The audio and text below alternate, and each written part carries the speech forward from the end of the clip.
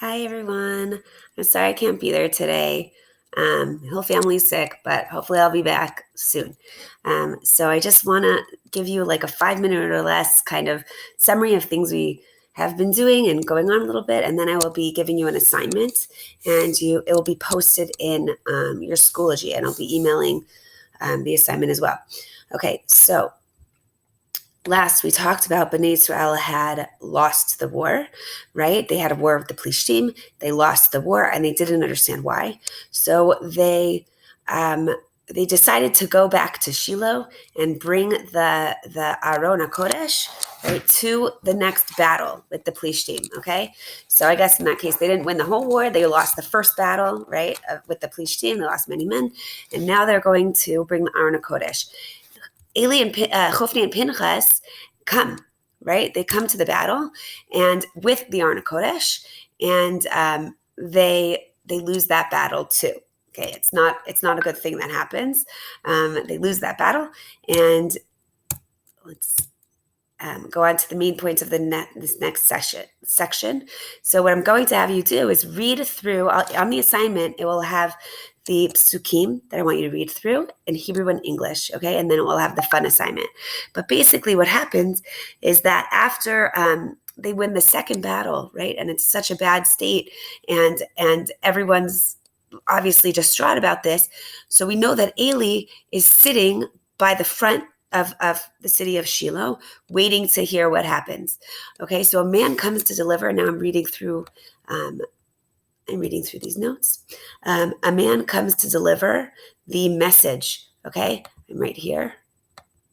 And about the terrible war, the city hears and they cry out because they are devastated.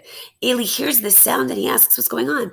The man comes to Eli and tells him that his sons have died and that the Aron HaKodesh has been taken by the Plishtim. Eli falls backward from shock. He breaks his neck and dies.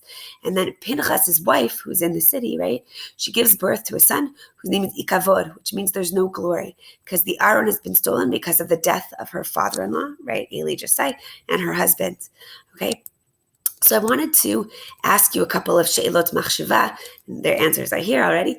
But what do you think upsets Eli more? That's really interesting. If you read through the psukim, you will notice that what really happens, what really upsets him more, is that there's two options, right? The death of his sons could upset him, or the Aron being stolen.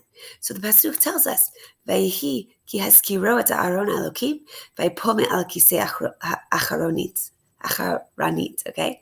So it tells us that only when the messenger mentions the Aron HaKodesh that Eli falls backwards. So, right, that's such an interesting thing. And I think this is because, first of all, he was warned, right, about his sons dying. He already had was delivered the Nevuah twice that his sons were going to die, but it never mentions anything about the Aron HaKodesh. When Eli delivers his message, right, it's only that something bad is going to happen. Okay, we don't know that it's specifically the Aron HaKodesh. So I think that's very interesting. And also, the next question is, why do you think that the Sefer talks about Pinchas' wife giving birth to an Ikavod? Why does it even mention this?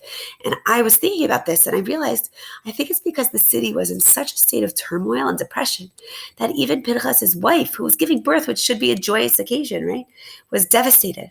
And she names her son Ikavod, right? When a woman is giving birth, she's so excited to see her child.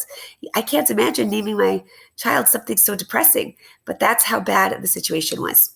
Okay, so I am going to post your assignment on Schoology, and I'm going to email you all this information, and we'll continue hopefully when I get back. If I'm not there tomorrow, I'll be sending another video.